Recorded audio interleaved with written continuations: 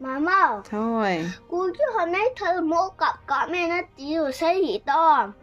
Là mấy thử hồi là đôi này khát bị tay vào này trên mi gà mua. sniper Thấy thế na sniper hơn na. Anh này lâu gì vào na. Ấy kia hồ bảo đôi nó nhiều cha mi kia mua bớt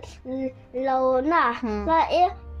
có sniper hồ cho ấy hết.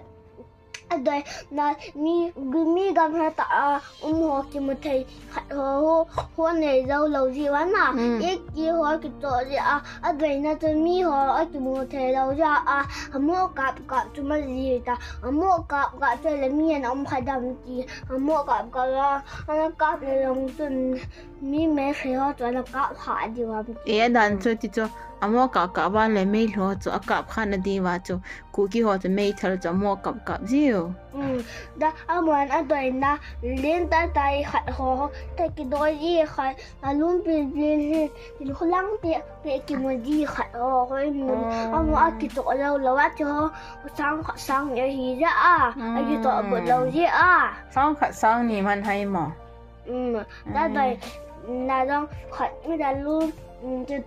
mi gà là muốn hay đôi để hơn cái đôi phản đi ini đây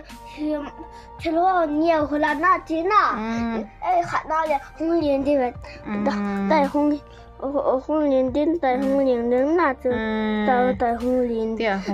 là chứ hồi na này đâu lâu dịu quá hơn na cái khát này thì tốn hết ta nên luôn xin lỗi cô kia hoàn cho này đâu lâu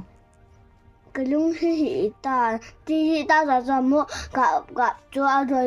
đời thầy là đi và mi hóa đời là mi hóa nên ta mua thầy là gì vậy này chứ sang ni mình cho nó nhìn sum này lâu đang cho bị động sniper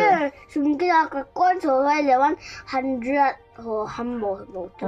coins 100 humble này nó cô kia là lông xe nằm lúc thì đã có chứ ngoma cái chịu mi họ mà gặp nhiều người bằng liền ta bắt đại cái bàn hoa